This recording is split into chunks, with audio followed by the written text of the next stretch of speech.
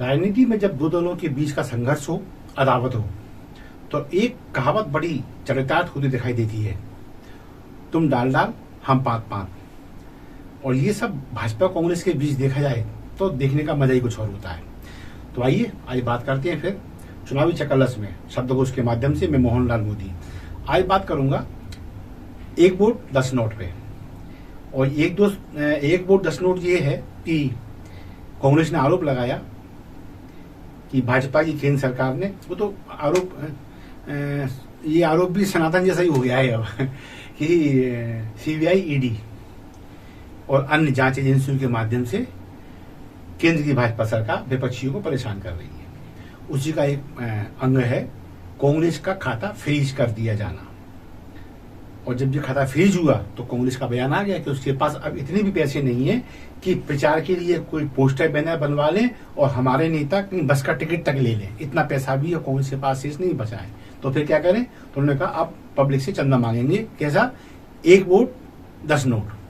मतलब हम अपने एक एक वोटर से अपेक्षा करेंगे वो हमें चंदे के रूप में 10 रुपया प्रदान करें, उससे हम चुनाव लड़ेंगे। यानी एक बेचारगी, एक लाचारी, एक सहानुभूति हासिल करने का एक तरीका। अब ये क्या है, इस पे अपन पहले मसला क्या है उस पर नजर डालते हैं और फिर आते हैं कि वर्तमान में अब परिदृश्य क्या बन गया है। तो एक धारा है आयकर की 13A। इस धारा में आयकर की जो छूट है, आयकर मतलब इस धारा के तहत आयकर से छूट प्राप्त होती है राजनीतिक दलों को।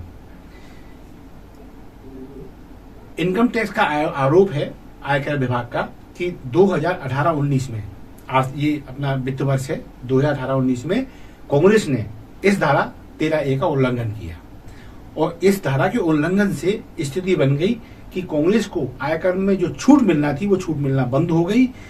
उससे इनके ऊपर जो आयकर निकला वो और उसका ब्याज वो इतना अधिक हो गया कि वर्ष 2021 में बकायदा इन्हें नोटिस देकर मांग करना पड़ी कि आपके ऊपर 3567 करोड़ रुपया बकाया निकल रहा है, इसे आप भरें।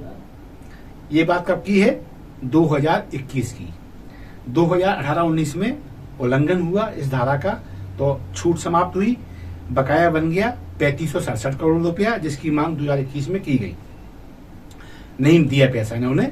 ये आजकल सगल बन गया है, जैसे नोटिस पर नोटिस आते हैं तो ये लोग गौर नहीं करते क्योंकि वीआईपी है। इनको बड़ा एक वो है अपने आप को वीआईपी होने का तमगा। अच्छा, कई नोटिस भेजे इनके पास आयकर विभाग ने, इनने किसी की चिंता नहीं की नोटिस की।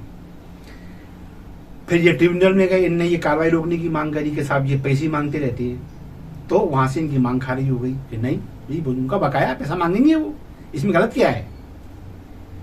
अब मांग पत्र जो था, जो 2021 में आयकर ने प्रस्तुत किया था कि 3567 करोड़ रुपया दो हमारा, उसको कितने महीने हो गए? 33 महीने।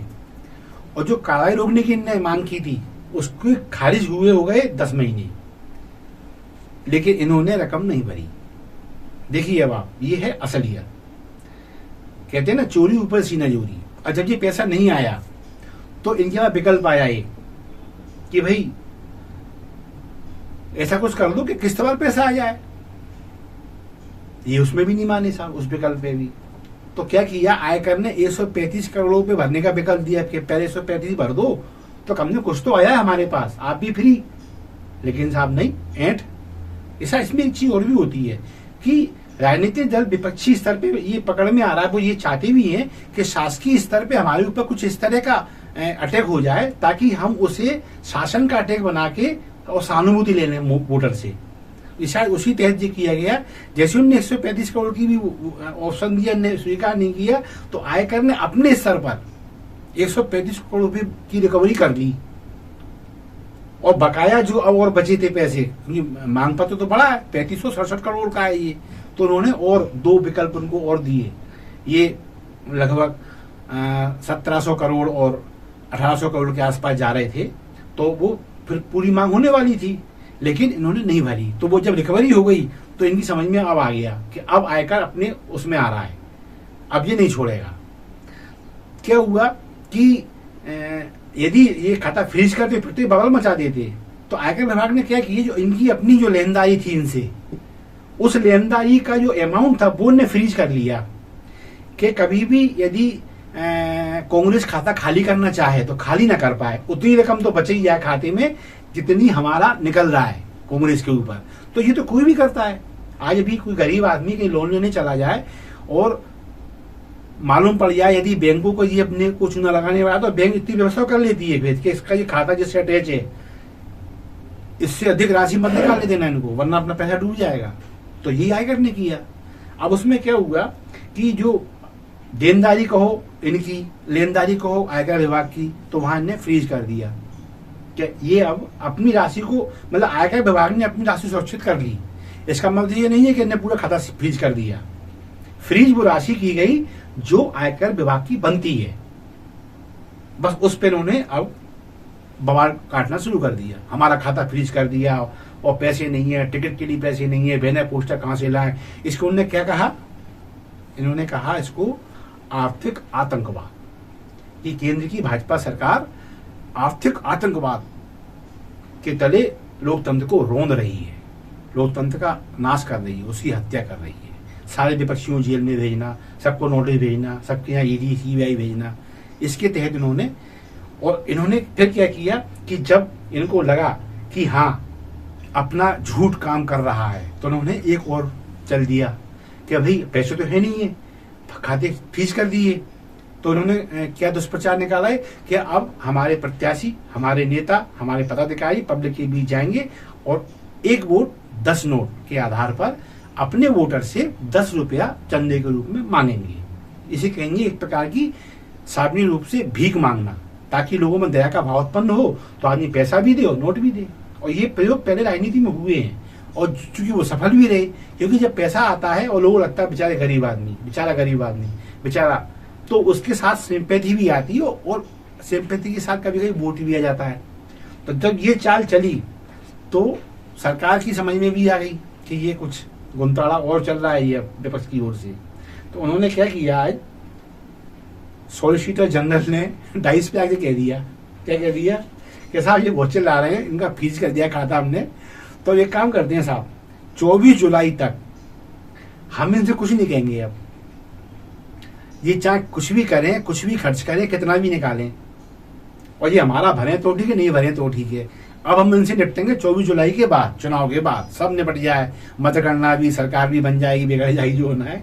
तो अब इनको आयकर ने फ्री छोड़ दिया है कि 24 जुलाई तक तुमसे हम कुछ नहीं कहेंगे। अब तो अब ये हुआ है कि अब वो 10 कहना था, वो 1 वोट 10 नोट वाला इनका टंटा फिलहाल थमता दिखाई दे रहा है।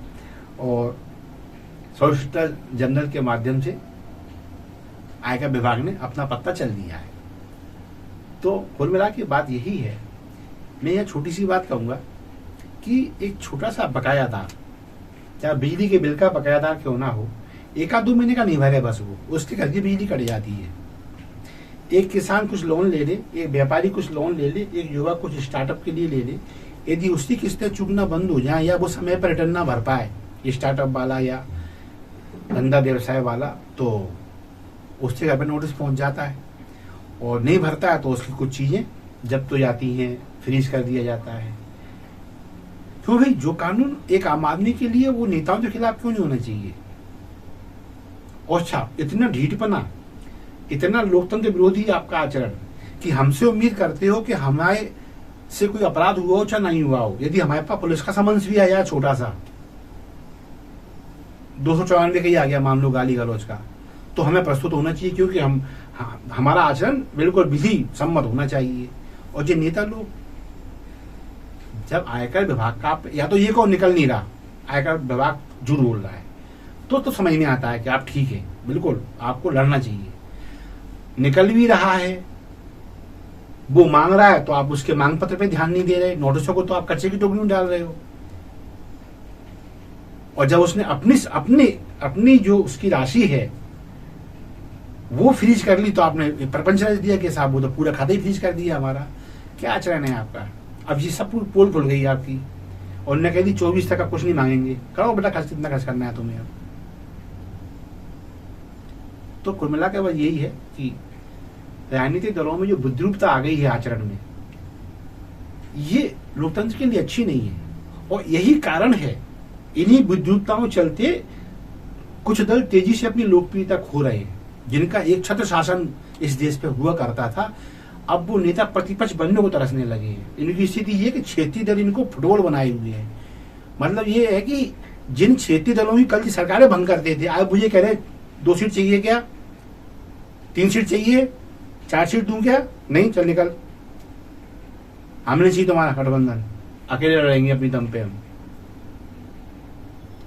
रही पब्लिक की बात, तो पब्लिक के बीच तुम्हें हरकत इस टाइप की कर रहे हो कि पब्लिक भी समझ में आ रही है कि एक पार्टी जिसपे 70 साल की कमाई रखी है, ये दुनिया भर के जमानत में चल रहे हो आर्थिक मामलों में, और ये 3567 करोड़ की यदि निकल रही है आयकर की लेनदारी, तो फिर तुमने असल मूल कितना कमाया जब टैक्स ही अकेले इतना है तो। और क्या बोल रहे हो कि टिकट को पैसे नहीं है। ये झूठ खा रहा है, विपक्ष को खा रहा है। और तोहमत कहां जा रही है कि केंद्र सरकार, ईवीएम, चुनाव आयोग, ईडी, सीबीआई ठीक है, मत मानो, पब्लिक ये सब जानती है। तो ठीक है, इसी के साथ आज मैं मोहनलाल मोदी विराम लूंगा और आशा से निवेदन करूंगा हमारे कंटेंटों को लाइक करें, इन्हें अधिक से अधिक शेयर करें।